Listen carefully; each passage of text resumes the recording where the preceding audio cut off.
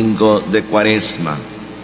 Ya el próximo domingo iniciará la Semana Santa con el Domingo de Ramos. Y en este día, en preparación prácticamente inmediata a la Semana Mayor, el texto del Evangelio que hemos escuchado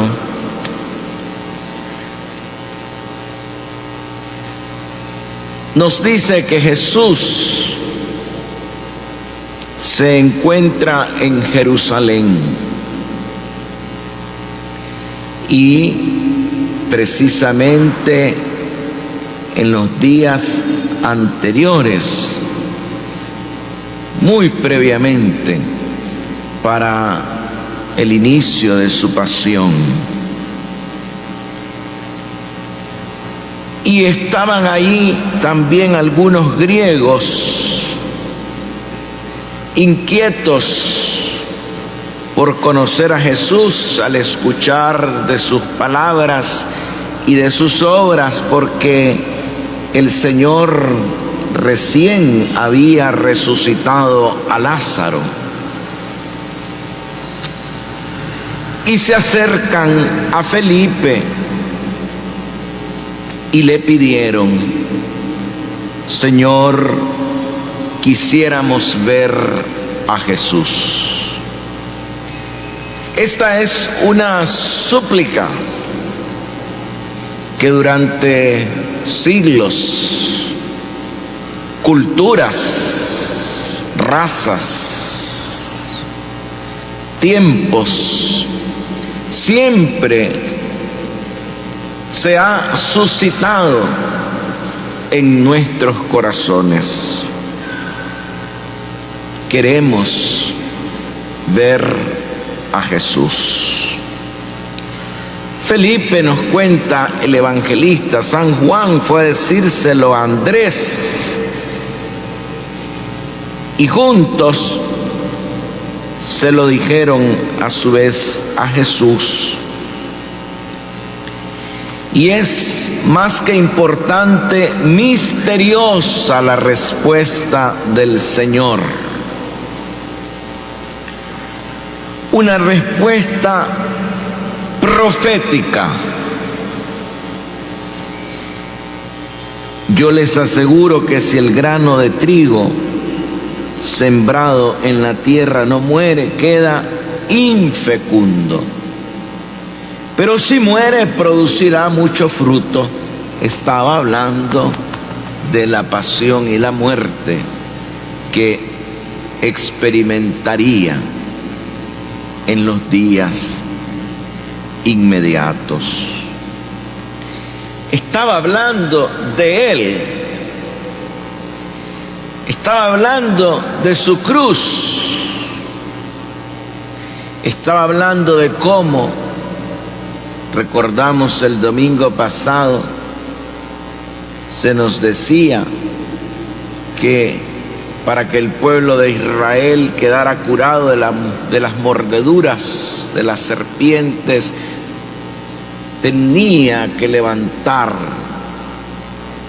Moisés una serpiente en lo alto, que era la figura del Cristo que con su muerte vencería la muerte. Cristo será levantado y todos somos atraídos por Él. De ahí que el Señor le dice a Andrés y a Felipe: ha llegado la hora en que el Hijo del Hombre sea glorificado. Porque la gloria de Dios se manifiesta resplandecientemente en la cruz. El Viernes Santo lo proclamamos en los oficios. Miren, miren el árbol de la cruz. Y es la invitación permanente que el Papa Francisco nos hace. Mírenlo a Él, miren el árbol de la cruz en su gloria crucificada o en su gloria manifestada en la crucifixión, se encuentra nuestra salvación, nuestra redención. En su anonadamiento, en su abajamiento, en su kenosis, en su humillación, ahí triturado,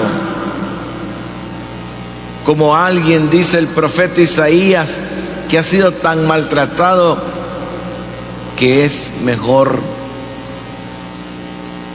volver el rostro para no mirarlo. Volver el rostro para no encontrarse con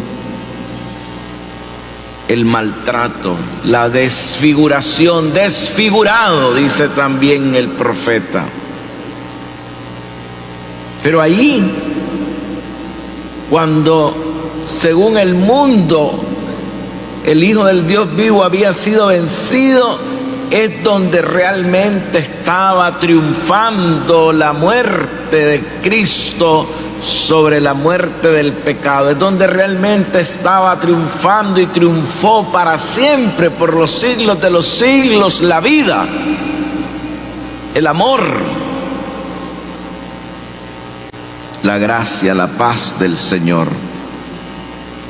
Por eso, desde la cruz, desde el crucificado, comprendemos mejor por qué el Señor responde de esta manera. Les aseguro que si el grano de trigo no muere, queda infecundo.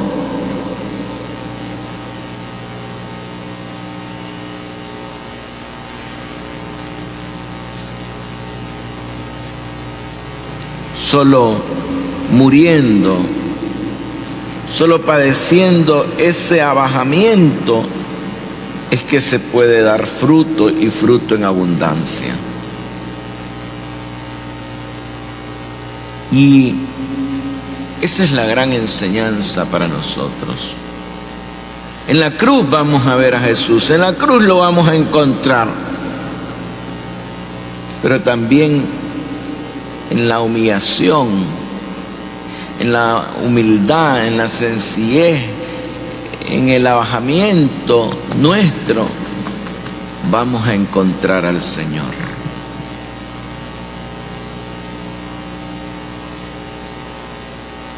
Cuesta ser humilde, porque cuesta cederle los primeros lugares a los otros, porque cuesta quedarse de último, porque cuesta cederle los principales puestos a los demás, porque cuesta callar cuando no debo hablar, porque cuesta inclinar por un momento la cabeza, porque cuesta no ser altivo,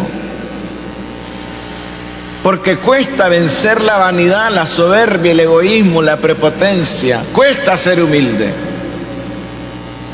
porque nuestra naturaleza caída nos jalonea para no morir como el grano de trigo, para no conocer un poco tan solo la cruz, que es el signo de nuestra redención.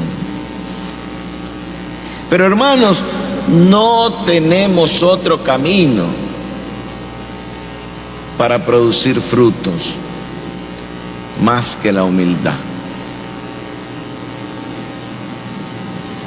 No tenemos otra manera de producir frutos, no la conocemos. más que anonadarse y dejar que, como el grano de trigo muere sembrado en la tierra, poder también nosotros experimentar un poco esa muerte. Por eso el Señor continúa y dice: el que se ama a sí mismo se pierde.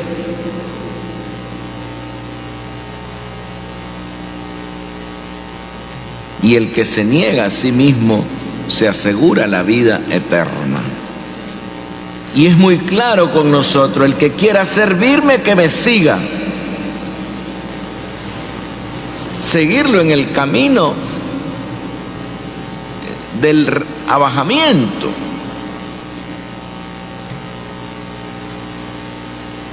Vivamos lo que nos resta de la Cuaresma en la humildad. Le tenemos miedo a la humillación. A todos nos da miedo la humillación. Porque nos gusta ser los primeros, porque nos gusta que se nos reconozca, porque nos gusta que se nos miren los méritos, porque nos gusta que se nos exalte el ego, el yo. Le tenemos miedo a la humillación.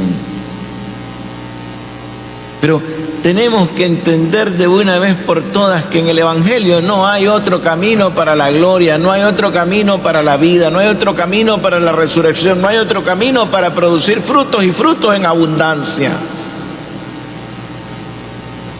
Y quisiera, si me permiten, darles una clave para vivir en la humildad. Porque de pronto, si solo nos quedamos en el deseo, en la buena intención, incluso hasta solo en la oración, pero no damos el paso de la práctica, podríamos terminar nuestra vida con la buena y recta intención, pero sin llegar a ser humildes.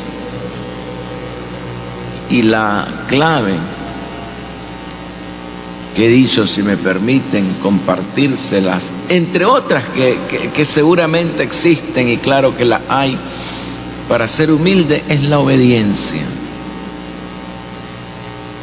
Hemos iniciado el año de la familia y de San José, y uno encuentra en la Sagrada Familia la obediencia. Jesús fue obediente a sus padres. Después de encontrarlo en el templo, hablando, platicando con los maestros de la ley, dice el evangelista, regresó con ellos. Regresó con ellos. Fue obediente a sus padres, María y José. Crecía en edad, gracia y sabiduría ante Dios y los hombres. Y no volvimos a saber de él hasta que inició su ministerio público. Pasó en lo escondido, en el anonimato de la educación de la familia de Nazaret, siendo educado por la familia de Nazaret, por papá y mamá. La Virgen Santísima es modelo de obediencia para nosotros cuando dice: he aquí la esclava del Señor, hágase en mí según tu palabra. Y porque sabe lo que es la obediencia y hacia dónde conduce la obediencia, es que le dice a los servidores en Caná de Galilea: hagan lo que les diga. Y José, que duerme, y se le aparece el ángel: no temas tomar a María como esposa, porque lo que hay en ella es obra del Espíritu Santo. Y José obedeció. Llévate al niño a Egipto, porque Herodes busca cómo matarlo. Y José obedeció. Regresa ya a Israel, porque el peligro ha pasado. Y José obedeció. Todos tenemos que obedecer. Los hijos obedezcan a sus padres en los consejos, en las orientaciones buenas que les dan. Sean humildes. Inclinen un momento el rostro, la cabeza. Aprendan también a callar cuando deban hacerlo. Y el esposo obedezca a su esposa. De esto muy poco se habla y la cultura machista no ayuda para entender que el hombre tiene que obedecer también a la esposa y no solo la esposa al hombre. Y los padres de familia también tienen que aprender a obedecer a sus hijos cuando sus hijos les dicen cosas que son ciertas y son verdaderas. Y los hermanos tenemos que aprender a obedecernos unos con otros cuando entre nosotros nos decimos, nos aconsejamos, nos llamamos la atención, nos rectificamos. Por amor a Dios, hermanos, ven, la obediencia nos lleva a la humildad, porque solo el que es humilde puede obedecer. Los sacerdotes tienen que obedecer al obispo y solo lo pueden hacer si son humildes. Y el obispo también, pensaba esta mañana, debe obedecer a su sacerdote cuando le dicen algo que lo ilumina, cuando los sacerdotes le dicen al obispo algo que le ayuda, que le va a ayudar a llevar adelante el ministerio que el Señor le ha confiado. Es una obediencia de humildad.